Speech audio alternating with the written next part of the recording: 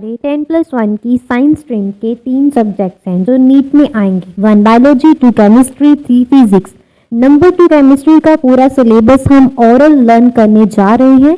इसमें हमारी chemistry book के 6 सेट्स हैं, set 1, set 2, set 3A, set 3B, set 4, set 5, set 6।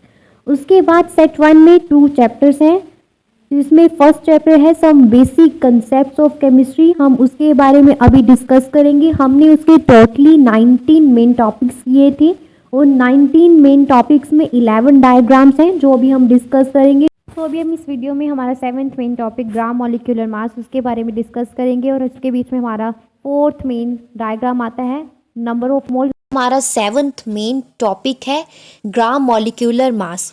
Gram molecular mass be same as a gram atomic mass.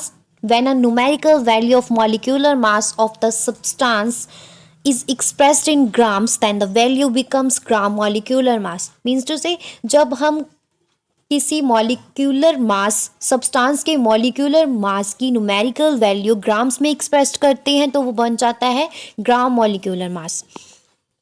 तो okay, सो जो हमारा 7th main topic है वो है ग्राम मॉलिक्यूलर मास।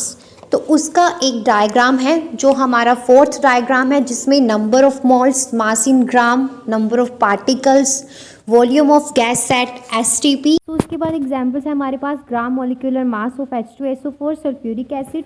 तो H2SO4 अब हमारे पास हाइड्रोजन का एटॉमिक मास होता है 1 और उसके बाद जो नीचे वैल्यू दी होती है वो एटॉमिक मास से होती है मल्टीप्लाई। तो 2H2 दिया होगा, 2 हमारा जो है वो एटॉमिक मास से मल्टीप्लाई। हाइड्रोजन का एटॉमिक मास क्या था 1, 2 × 1 2। उसके बाद सल्फर है, एस से सल्फर, सल्फर जो है उसका एटॉमिक मास होता है 32 और एटॉमिक नंबर होता है 16, 32। उसके बाद इसके नीचे कोई वैल्यू नहीं दी गई तो मल्टीप्लाई नहीं होगा, हमारे पास 2 और 32। उसके बाद दिया गया है हमारे पास ऑक्सीजन। ऑक्सीजन का एटॉमिक मास होता है 16 और उसका जो एटॉमिक नंबर है वो होता है 8। तो 16 उसके बाद O4 दिया गया है, 4 नीचे वैल्यू दी गई है तो वो एटॉमिक मास से मल्टीप्लाई होगी। तो 4 × 16 हमारे पास आ गया 64।